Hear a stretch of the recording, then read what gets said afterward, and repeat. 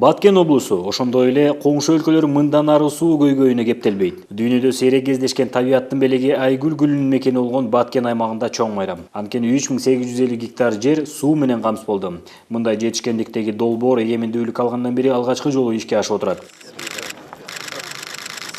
Баткен облусунун Кадамжай районунун Актурпак айылдык аймагында бүргөндү жүкеринин ачылыш салтанаты болду. Иш-чарага премьер-министр Сооронбай Жээнбеков, президенттик аппараттын башчысы Сапар Исаков, президенттин кеңешчиси Икрамжан Илмиянов, жергиликтүү бийликтин өкүлдөрү жана тургундар катышышты.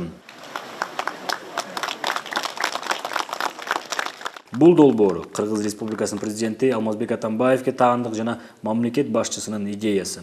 Өкмөт башчысы Сооронбай Жээнбековдун айтымында бул долбоордун ишке ашышына эч ким ишенген эмес. 2007-жылы Алмазбек премьер-министр болгондо тапшырма берип, Кыргызстан боюнча ушу ирригация программа иштеп чык деп тапшырма берген. Ушул программа 2007-жылы түзүлүп, ушул ирригация программаны президент өзү. Бирок ишти 5 миллион сом бөлүп атканда Алмазбек иштен кетти, баары иштен. Ошол боюнча токтоп калган ирригация программасы. Мына кайра келип премьер болгондон кийин президент болгондо ошону кайра алып чыкты. Алып чыгып кайра жаңылап, мына ушу ирригация программасы мына ишке кире баштады. Өнүгүү стратегиясы киргизип атканда ушул бүргөндүгө окшогон көп проекттер кирди. Ошондо көбү ишенген эмес. Бүргөндүн массивин 3,5 гектар жер кыска мөөнөттө суу жеткизет деп. Кээ каршы чыкканда да болгон.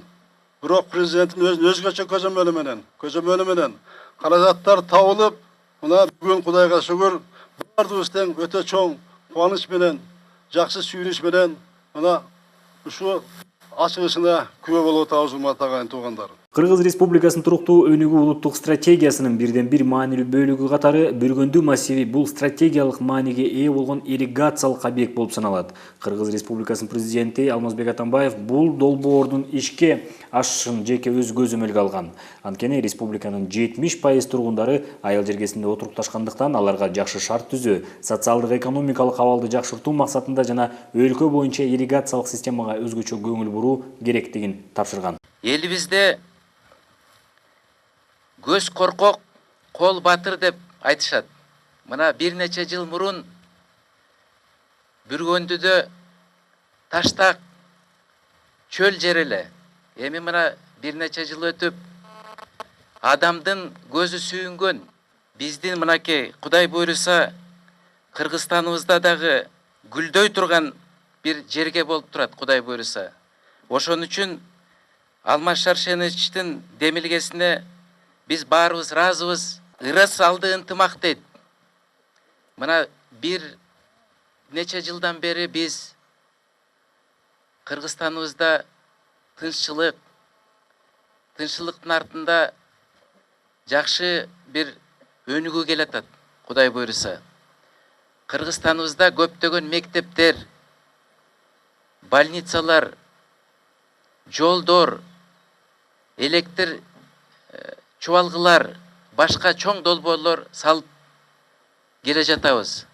Бул деген ынтымактын белгиси. Премьер-министр Сооронбай Жээнбеков белгилегендей, Бүргөндүү массивинин өздөштүрүлүшүнүн приоритеттүү мааниси бар. Мунун өзгөчөлүгү чек аранын бекемделиши, миграциянын басаңдоосу, жумуш орундарынын түзүлүшү жана айыл чарба үчүн тоют базасынын жакшырышы, түшүмдүүлүктүн өсүүсү болуп саналат. Бул суу проблемасы бир эле Ферган өрөөндө эмес, бир эле Борбордук Азияда эмес. Бул дүйнөлүк масштабта азыркы мезгилде эң кымбат ресурска мына айланып баратат. Биз коңшулар менен, мына сууну Кудайым берет да, коңшулар менен да туура мамиле кылып, бирок өзүбүз дагы мына Кудайым берген ушундай көз тийбесин байлыкты биз дагы өзгөчө жоопкерчилик менен мамиле кылышыбыз керек. Бул сууну эффективдүү, максаттуу, сарамжалдуу пайдаланганга үйрөнүшүбүз керек. Суу көп деп эле иштете бербеш керек, агайын туугандар. Өкмөт башчынын айтымында 2013-2017 жылдарга Кыргыз Республикасынын туруктуу өнүгүү улуттук стратегиясында республиканын бардык аймактарындагы ирригациялык системалар жаңырып, кайрадан куруу камтылган. Мындай иш-аракеттер үчүн Кыргыз Республикасынын президенти Алмазбек Атамбаев 1 миллиард сом каражатты бюджеттен сырткары дагы кошумча өндүрүп берген. Сууну жеткизиш үчүн башка мамлекеттер менен, башка финансалык институттар менен азыр түздөн түз иштер жүрүп атат. Буйруса 2017-2026 жылга, 10 жылга азыр ирригация боюнча программа кабыл алып атабыз. Иштеп бүттүк, жакында кабыл алабыз. Ошол программада дагы 45 ирригациялык чоң долбоор кирди. 65.500 гектар жер жаңы өсүрүлөт, 9.500 гектар жер насос менен иштетилет. Андан сырткары 50.000 гектар жердин муну мелиоративдик мүмкүнчүлүгү туугандар жакшырат. Баткен облусунун Кадамжай районуна караштуу Бүргөндү өрөөнү 1974-жылдан тарта өздөштүрүлө баштаган. Алгачкы жылдары сууга тартыш бозоргон талааны иштетүүдө 1000 гектар аянтка тоют үчүн беде себишкен. 1975-жылы СССР министрлер кеңешинин токтомунун негизинде насостук станциялар аркылуу алгачкы жолу суу чыгарылган. Көп өтпөй 1976-жылы Муктар Нургазиев башында турган Бүргөндү каналы бүткөрүлүп, пайдаланууга берилген. Жыл өткөн сайын Бүргөндү өрөөнүндө элдин саны көбөйүп, дың жерлер өздөштүрүлө баштайт. Жаңыдан көчүп келишкен адамдар негизинен дыйканчылык менен аректенишет. Кылкандуу дан эгиндери себилип, күрүч талаалары ачыла баштайт. Өрүк, жүзүм, анар жана шабдалы бактары тегилип, түшүмдүүлүккө басым жасалып турган. Багбанчылык жана дыйканчылыктан сырткары мунай зат, газ өндүрүүчү жайлар ачылган. Сооронбай Жээнбеков мындан сырткары айыл чарба тармагындагы жетишкендиктерге токтолуп аткарылып жаткан иштер тууралуу да сөз кылды. Анын белгилөөсүндө акыркы 5 жылда 2 миллиард сомдон ашык суммага 2000 айыл чарба техникасы берилген. Ошондой эле менчик компанияларда фермер дыйкандарды камсыз кылышууда. Мындан сырткары акыркы 5 жылда 18 миллиард сомдон ашык жеңилдетилген насыялар берилген. Былтыр 10% үстөк менен 4 миллиард 800 миллион сом насыялар ыйгарылган. Бул 2015-жылга салыштырмалуу 26%га көп берилген. Мына былтыр 4 миллиард 800 берилген болсо, быйылкы жылкыга 7 миллиард берели деп атабыз. Ошонун ичинен 1,5 миллиардын 6%дан, бул эч качан болгон эмес туугандар. 6%дан айыл чарбасынын өндүрүлгөн продукциянын азык-түлүктү өндүргөн ишканаларга 6%дан берели деп атабыз, экспортко чыгып аткан. Айыл чарба тамак аш өнөр жайы жана мелиорация министрлигинин алдындагы суу чарба жана мелиорация департаментинин маалыматында Баткен облусунун Кадамжай районундагы Бүргөндү массивиндеги жаңы сууга жерин өздөштүрүү долбоору туруктуу өнүгүү улуттук стратегиясынын алкагында 3 этап менен ишке ашты. Жыйынтыгында узундугу 1500 метр 2 суу тосмосу менен жүкер, 3200 метр жабдуулары жана ички чарбалык түйүнү менен магистралдык канал курулду. Жыйынтыгында 3850 гектар сууга жери өздөштүрүлдү. Долбоордогу объектинин наркы 486 миллион сом. Анын ичинен 146 миллиону республикалык капиталдык салым несебинен, ал эми 340 миллиону турецкий кредит несебинен жалпы жонунан проектни кубаттуулугу 3,5 гектар жаңы сууга жер. Каналдын сыйымдуулугу 4,5 километр. Жаңыдан өздөштүрүлүп жаткан 3500 гектар жердин 1200 гектары калктуу конушка берилет. Бул 3500дөн ашуун үй бүлөгө ылайыкташкан. Калган бөлүгү айыл чарба багытындагы кооперативдерге багбанчылыкка жана жашылча жемиштерди өстүрүүгө бөлүнөт. Бул аймакта жашоо шарттын жакшырышына жергиликтүү тургундар чоң ишенич артат. Азыр жакшы шартыбыз, мектеп бар айылда, балдар мектепте окушат. Ошондой эле сууларыбыз дагы мындай лотокторду анан каналдар дагы атат. Ошо азыр бүттү. Азыр шартыбыз жакшы, айылдын шарты. Эми жакында дагы ушул жерлерден жери жок адамдарга жер беребиз деп атышат айыл өкмөттөн. Ошентсе дагы элдин жашоо шарты мындан дагы жакшы болуп оңолот. Премьер-министр Сооронбай Жээнбеков Баткен облусуна болгон жумушчу сапарынын алкагында Ош-Баткен-Исфана автожолунун 75-108 чакырымда жакын арада курулуш иштери баштала турган тилкесин көрдү. Өкмөт башчы аталган долбоор приоритеттүү инвестициялык долбоор катары 2013-2017 жылдарга Кыргыз Республикасында туруктуу өнүгүү улуттук стратегиясына киргендигин эске салды. Ош-Баткен-Исфана автожолун реабилитациялоо, транспорттук көз карандысыздыкты бекемдеп, Баткен облусунун башка аймактар менен байланыштырууну, ошондой эле Өзбекстан, Тажикстан менен үзгүлтүксүз транспорттук байланышты камсыз кылат, деди Сооронбай Жээнбеков. Транспорт жана жолдор министринин маалыматында долбоордун жалпы суммасы 23 миллион АКШ долларын түзөт. Аталган долбоорду ишке ашыруу Ислам өнүктүрүү банкынын каржылоосунда ишке ашырылат. Жолду куруу иштери ушул жылы башталып, 2020 жылы бүткөрүү пландалууда. Премьер-министр Сооронбай Жээнбеков курулуш иштери баштала турган тилкедеги курулуш өнөктүгүн тездетүүнү тапшырды. Ал бардык иштерди убагында жана сапаттуу бүткөрүү керектигин баса белгиледи. Ошондой эле жол инфраструктурасын жакшыртуу жана ички жолдорго көңүл буруу тапшырмасы берилди. Андан соң өкмөт башчы Ош облусуна барып, шаардагы Тилеке Баатыр жана Сай бою көчөлөрүн бириктирүүчү көпүрөнүн курулуш иштеринин жүрүшү менен таанышты. Курулуш иштери республикалык бюджеттен каржыланып, 2017 жылдын июль айында бүткөрүлөт. Ош шаарында Сооронбай Жээнбеков ошондой эле эл аралык футбол федерациясы тарабынан каржыланган футбол академиясынын жана республикалык бюджеттен каржыланган бокс мектеп-интернатынын курулуш иштеринин жүрүшүнө да күбө болду. Премьер-министр Сооронбай Жээнбеков учурда өкмөт дене тарбия жана спортту өнүктүрүү багытында активдүү иш алып барып жаткандыгын баса белгиледи.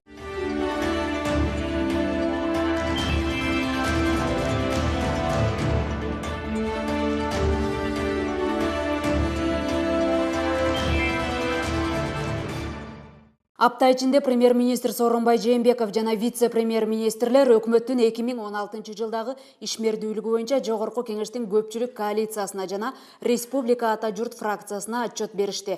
Өкмөттүн ишеним жана биримдик программасынын алкагында 2016 жыл үчүн белгиленген артыкчылыктуу багыттар камтылган. 2016 жылга бекитилген өкмөттүн программасы 90% аткарылды.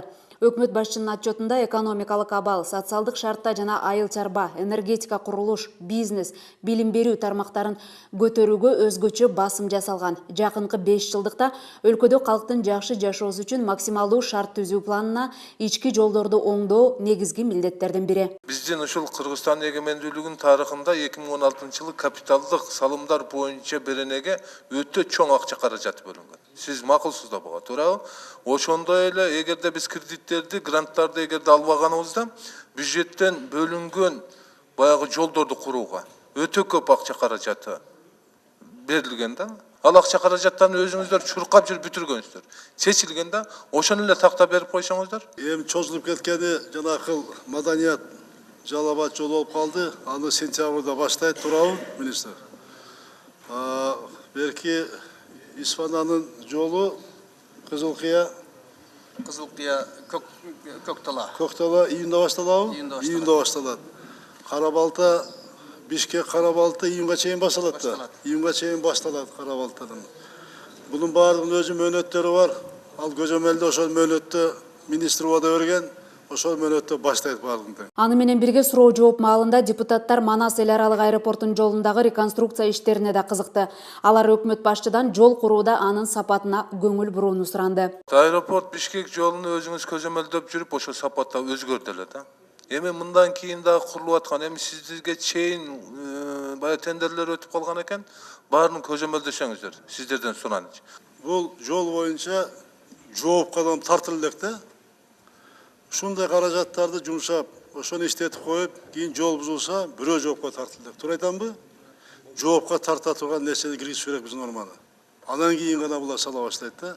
Биз мына таап атабыз, иштен алып атабыз, бардыгын тең. Бирок аны ошончо миллиондоп зыян келтиргенден кийин ошону ордуна койдубуз. Аны каматыш деген маселе жок да, ушул норманы киргизишибиз керек. Парламенттеги көпчүлүк коалициядан кийин өкмөт башчы Республика Ата Журт фракциясына да отчет берди. Негизги докладтан кийин эл өкүлдөрү түрдүү багытта суроо берип, анда чек ара тармагындагы өкмөттүн аткарып жаткан иштери тууралуу да айтылды. Сооронбай Шарипович, биринчи сиздин мен ойлойм ийгилигиңиз бул биздин өзбек кыргыз жана өзбек таджик чек араларындагы демаркациянын башталганы. Кыргызстан менен Өзбекстандын ортосундагы мамиленин бир жаңы деңгээлге чыгып атат деп үмүт бергениңиз, Сооронбай Шарипович. 520 километрден 970тен 520 километр кыргыз-тажик чек арасы жана өзбек-кыргыз чек арасында 1000 километрге жакын демаркация болду деп атат. Туурабы, Сооронбай Шарипович? Мен ойлойм, бул канча жылдан бери келатат? 1 жылы 5 жылдан 7 жылга чейин токтоп калган керек болсо. Ошону ордунан жылдыра билдиңиз. Мен ойлойм, бул чоң эң жакшы баага татыйт да булчу. Бул жалаң эле чек ара эмес, эми бул биздин түздөн түз коопсуздукка тийишелүү болгон маселе. Эки тараптуу мамилебизге ушундай таасир тийгизип келаткан маселе болчу, муну ордунан жылдырдыңыз. Эми бул саясий, экономикалык жана маданий башка карым-катнаштарга да өтөт го деп ишенем. Учурда өкмөт коңшу мамлекеттер менен чек ара маселелерин чечүү боюнча жигердүү иш алып барууну улантууда. Бүгүнкү күндө Казакстан менен Кытай менен мамлекеттик чек ара участкаларындагы делимитация жана демаркация процесстери толук аягына чыккан. Өзбекстан менен мамлекеттик чек арадагы 1379 чакырым жалпы участоктун 1054 чакырымы чечилген. Ошондой эле буга Өзбекстандын аймагында катталган 21 объект Кыргызстанга юридикалык түрдө кайтарылган. Мындан сырткары Тажикстан менен да чек араларды тактоо жана аныктоо иштери активдүү жүрүп жатат. Эки өлкөнүн мамлекеттик чек арасындагы жалпы аянты 970 чакырым участоктун бүгүнкү күндө 519 чакырымы аныкталган. Оппозициялык фракцияны кызыктырган дагы бир тармак айыл чарба тармагындагы жеңилдетилген насыялар. Бул багытта фракция лидери суроо берип, 6% насыяны өкмөттүн жасаган иштеринин арасынан келечектүү долбоор катары баалады. Мен ойлойм, бул жерде сиз болсо Улуттук банк менен иштешиңиз керек. Мына каржы министри менен иштешиңиз керек. 7%ды мен болсо жанагы айыл чарбанын орун басары бар экен. Мен ошого ыраазычылык билдирип кетким келет. Ошол киши ачык колдоду. Мен сиз менен жолукканда да сиз айткансыз, мен 7%ды колдойм деп туруп. Биз 7% кылдык. Кудай буйрса сиз 3% кылыңыз. Азыр биринчи мамлекеттин асылында эмне задача турат?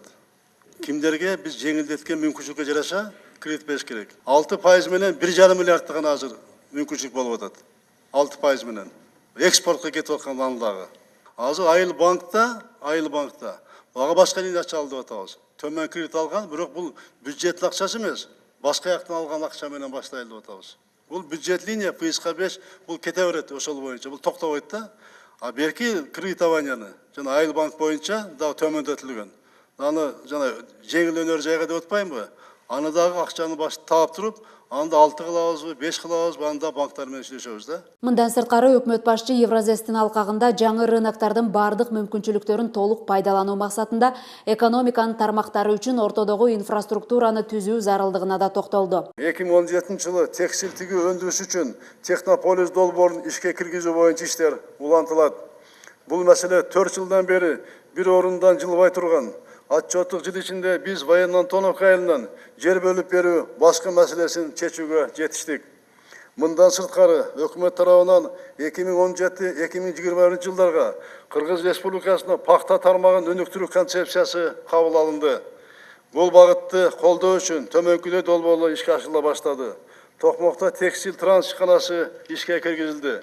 Карабалта шаарында 35 миллион акча долларлык деңиз текстиль фабрикасынын курулушу башталды. Өкмөт кант кызылча тармагын өнүктүрүүнүн стратегиясын иштеп жатат. Азыркы учурда темир жол аркылуу кызылчаларды заводдорго ташып жеткирүүдө 20% жеңилдик берүү жагы караштырылды. Мындан тышкары Россия Кыргыз өнүгүү фонду Кошой кан заводунун жана Кайындык кант ишканасынын колдоо маселесин жактырды. Бул маселенин чечилиши менен өлкөбүз кант менен толук камсыз болот. 2016 жылы инвестицияларды тартуу жана экспортты жылдыруу боюнча бирдиктүү институт түзүлдү. Буга байланыштуу ушул жылы экспортту өнүктүрүү программасы жандандырылды. Анын алкагында 4 өткөрмө пункт заманбап оңдоодон өттү. Манас, Ош, Торгарт, Эркештам өткөрүү пункттары жана 7 ветеринардык контролдук пункт, Кара суу темир жолундагы Манас Ош аэропортундагы пункттар жана Торгарт, Эркештам, Достук, Кызыл Бел пункттары жабдылды. Мындан сырткары Ак Тилек, Токмок автожол, Кең Булуң автожол өткөрүү пункттары мамлекеттик бюджеттин эсебинен ушул жылдын аягына чейин бүткөрүлөт.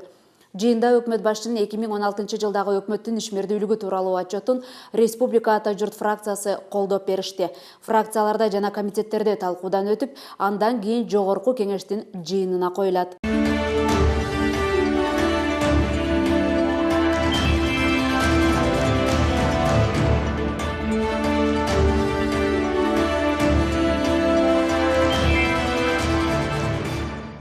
Эки миң 17 жылы Кыргызстанда мурдагы жылдарга салыштырмалуу 2 эсе көп жол курулат. Бул тууралуу транспорт жана жолдор министри Жамшитбек Калилов маалымат берип, тармактын быйылкы аткара турган иштерине кеңири токтолду. Өлкө боюнча биздин быйыл бюджеттин эсебинен 280 километр асфальт салынат. Былтыр өлкө боюнча 124 километр салынган асфальт. Жолчулардын алдында быйыл өтө оор мындай тапшырма турат. Кыргызстандагы бардык район центрлердин ичинде 3 километрден асфальт Кыргызстан боюнча жолдор оңдолот.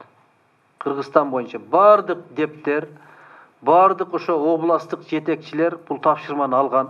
Буга чейин калк арасында көп суроо жараткан балыкчы корумду жолу да быйыл аягына чыгат. Былтыр жолду курууга 1 миллиард 500 миллион сом сарпталган.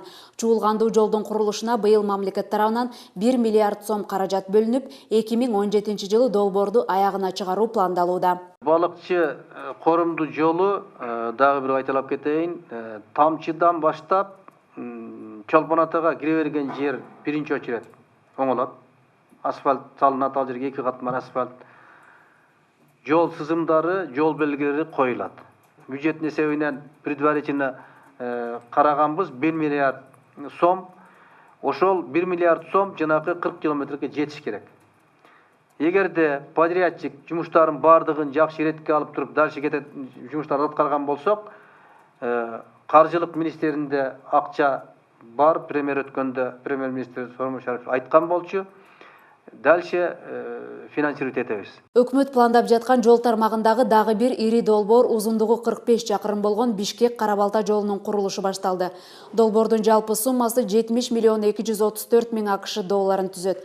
Анын 2 миллион доллары автожолдогу реконструкциялоо жол жээгинде 200дөн ашык коммерциялык имараттарды түрттүрүүдөгү компенсацияга төлөнөт. Мындан сырткары калктын ыңгайлуулугу үчүн Бишкек-Карабалта темир жол каттамы күнүнө 2 жолу 2 шаардын ортосунда жүргүнчүлөрдү ташыйт. Бишкек-Карабалта башталды, контракт подписан. Подрядчик азыр ал жердеги строй площадкаларын куруу, жанагы жата турган жерлерин, кайсы жерде иштейт, офистерин жерлерин уже тандап алып, карьерлерди кайсы жерден алат, жолдун азыр жанагы талаалык жумуштары деп коебуз, топо геодезический жумуштар, ошолордун баардыгы башталды.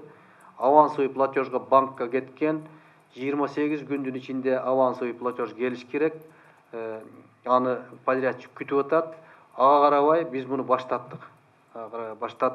Мен айтам, Бишкек-Карабалта уже башталды. 2013-2017 жылдарга Кыргызстандын туруктуу өнүгүү улуттук стратегиясына кирген дагы бир долбоор түндүк-түштүк альтернативдик автожолу. Жол толук ишке кирген соң алыскы облустардын ортосундагы каттамдар гана жакшырбастан, жол жээгиндеги айылдардын инфраструктуралык шарты да бир топ оңолот. Альтернативдик жолдо 2 фазасында жумуш кетип атат. Быйыл подрядчик жумуштарын азыр уже баштады. Ылдый жактарында, жогору жактарына кар барганына жаткандыгына байланыштуу баштай элек. Бирок ал жерде подрядчик кээ бир пункттар боюнча графиктен алдыда кетип атат. Жол курууда бүткөн долбоорлордун бардыгы эле сапаты мыкты деп айтуу кыйын. 1 жыл мурда эле ишке кирген Бишкек-Манас аэропортунун трассасындагы жыртык тешиктерди комиссия иликтеп жатат. Кемчиликтерди жол курган Технотоп компаниясы жаңы жылга чейин кайрадан оңдоп чыгат. Срогуна жетпей жол бузулуп кетип атат да, бул чындыгында көп суроону туудуруп атат. Биз азыр ал жердеги участокты не только жанагы көз менен эле карап койбой, инструментально, лабораторный текшеребиз анын бардыгын. Текшерип туруп, кайтарадан за счет подрядчика, ошол айтып коеюн, подрядчиктин эсебинен бул бюджеттен акча сурабайбыз, бюджеттен акча талап кылбайт. Подрядчиктин эсебинен ошол жердеги жолду кайтарадан калыбына келтиргендердин иштерин алып барабыз. Мындан кийин жол курууга кош көңүл мамиле болбош үчүн быйыл министрлик жолдун сапатын көзөмөлдөө үчүн 2 мобилдүү көчмө лаборатория сатып алмай болду. Лабораториянын жардамы менен жолдун сапатын жана курулуш нормаларын жеринен текшерүүгө болот. Жакында биз 2 мындай машинанын үстүндөгү лаборатория сатып алып атабыз. Ошол лаборатория бардык ошол жерде жердин алдыңкы катмарында дагы, үстүнкү катмарындагы, анан кийин асфальттардын сапатын толугу менен текшерип бергенге мүмкүнчүлүгү бар. Ошол лабораторияларды мен ойлоп атам, бирөөнү ушул түндүк жакта, экинчисин түштүк жакта кармайбыз дагы. Ошолор менен азыр жесткий контролду, ушу сапатын текшерүү үчүн ушул катуу талаптарды коюп атабыз. Подрядчиктердин алдына булардын иштерин баштаарынын алдында бардыгы менен мен сүйлөшүп чыктым. Талап бардыгына бирдей, биринин өйдө биринин ылдый эмес. Министрдин маалымат жыйынында журналисттер жакында эле социалдык тармактарда кызуу талкууну жараткан жол оңдоо нормаларын бузуп, жыртык тешиктерди жамаган көрүнүш боюнча иликтөө кандай уланып жатканына кызыгышты. Күнтууда салган жердегинин азыр ошонун немесин канча акча каржы болду, канча асфальт алынган, канча затраты кеткен, ошонун баарын эсептеп атабыз. Ушул жерде жоопкерчилик адамдар ошону төлөп бериш керек. Ошондо гана бизде кичине жол же башка система иретке келет, болбосо болбойт деген жыйынтыкка келип атабыз. Мындан сырткары министр быйылдан баштап өлкөдө жолдорду асфальт төшөөнүн жаңы ыкмалары колдонуларын жана бул багытта дүйнөлүк мыкты адистер менен Кыргызстандын жолчулары ортосунда тажрыйба алмашуулар болоорун да кошумчалады.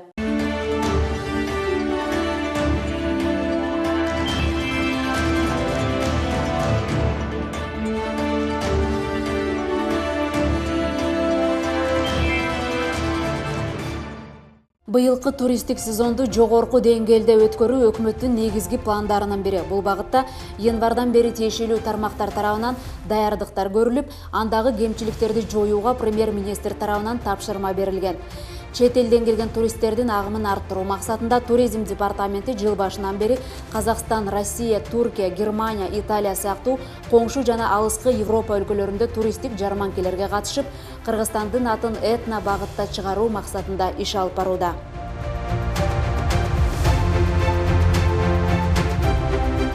Мындан сырткары маалымат булагы катары калк арасында кеңири тараган бардык социалдык тармактарга Discovery Кыргызстан аттуу баракча аркылуу Кыргызстандын аймагында туристтик мүмкүнчүлүктөр тууралуу маалыматты жайылтуу иштери да жүрүп жатат. Адамзат цивилизациясында өзгөчө орун ээлеген боз үй да кыргыз гениинин колунан жаралып, дүйнөгө таанылган. Туризм тармагындагы майда кемчиликтерди жоюу менен аны өлкөнүн киреше булагын толуктоочу негизги тармактардын алдыңкы сабына чыгарууга толук шарттар бар, дейт туризм департаментинин өкүлдөрү. Буга чейин премьер-министр тарабынан Ысык көлгө бара жаткан жол боюнча кемпингге салуучу жайларды куруу боюнча тапшырма берилген. Азыркы тапта алгачкы 5 долбоорду ишке ашыруу пландалууда. Придорожный кемпинговый центр деп жолдордун үстүндөгү кемпинг центрларын куруу боюнча өкмөт башыбыз тараптан бизге тапшырма берилген. Ошонун үстүнөн азыркы учурда иштеп атабыз. Кемпинг центрлардын ичинде эмне болот? Машиналар жолдон келет, кайрылат, анан баягы машина коюучу жайы болот. Айрдан туристтер түшүп, бир кичинекей бир центр болот да. Анын центрдин ичинде биринчиси бул туристтик борбор болот. Ал жерде турист кирип калаган маалыматын ала турган туристтик борборго айландырабыз.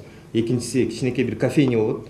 Кирип кофе ичип, или бир сэндвич или гамбургер ала турган мүмкүнчүлүк болот. Үчүнчүсү кайсыл жерде жайгашпасын, Ысык көлдө болсо Ысык көлдө, Нарында болсо Нарында баягы ремесленный продукция, кол өнөрчүлөрдүн продукциясы сатылган кичинекей дүкөн болот.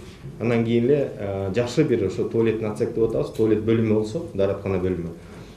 Баягы акы төлөнсө дагы ошол жакшы бир стандартта иштеп чыгалы деп атабыз да. Мынакей ошонун үстүнөн азыр ушундай өкмөт иштеп атат. Бул тармактагы кирешени күчөтүү үчүн биринчи кезекте андагы кемчиликтерди жоюу зарыл. Азыркы тапта экологиялык жана техникалык коопсуздук боюнча мамлекеттик инспекциясы тарабынан Ысык көл облусундагы 200гө жакын эс алуу жайларынын санитардык нормалары текшерилүүдө. Анда талапка жооп бербеген пансионаттарга өрт коопсуздугу боюнча шарты жок болсо 50 000 сомго чейин, экологиялык нормаларга жооп бербеген тармактарга 30 000 сомго чейин айып пулдар салынат. Жыл башынан бери дагы эскертмелер бердик. Ошол сезон башталып, туристтер келип баштаганда эле биз баягы штрафтарды салып, же болбосо бир ишмердүүлүгүн чектөө болбосун деп, биз алдын ала ошо ала жаздан баштап эле ошол эч кандай мындай бир терс көрүнүштөр болбосун деп алдын ала биз кайрылып келебиз да. Былтыркы жылы өлкөдөгү туризм тармагынан 15 миллиард сомго жакын киреше түшкөн. Бул 2015 жылга салыштырмалуу 1,5 миллиард сомго көп. Азыркы тапта көл аймагындагы 52 пансионат эс алуучуларды тосуп алууга даяр экендигин билдирген. Мындан сырткары дагы 150гө жакын эс алуу жайларында туристтерди тейлөөгө кызуу даярдыктар жүрүп жатат. Учурда Ысык көл жергесинде туристтерди тартуу жана жергиликтүү элде экологиялык байлыкты туура пайдаланууга үндөө максатында май айынын башында жалпы облустук ишембилик жана туристтик сезондун расмий ачылышын жарыялоо пландалууда. Азыркы учурда бизге 52 ошо көл өрөөнүндөгү здравницалар өзлөрүн даярбыз деген сунушташты. Даярдыгын дагы такталууда. Негизи 100дөн ашык катышуучу болот. Көлдө иштеп жаткан здравницалардан. Ал эми азыркы учурда баары эле иш аракеттерин кылууда. Инфотурлар болот. Бул инфотурларга Россиядан, Казакстандан, Өзбекстандан дагы турагенттер келишмекчи. Дүйнө жүзүндөгү калктын туристтик тармактарга кызыгуусу боюнча жүргүзүлгөн иликтөөлөрдүн жыйынтыгында акыркы 5 жылда элдер мыкты шарты бар жактарга караганда экологиялык туризмди көбүрөөк тандаганы белгилүү. Мындан улам Кыргызстандын эс алуучуларды өзүнө тартууда зор мүмкүнчүлүгү бар дешет адистер. Өлкөдө туризм тармагын жандандыруу жана эс алуучуларга максималдуу шарт түзүү боюнча өкмөттүн планында республиканын башка аймактарында да туризмди көтөрүү пландары камтылган.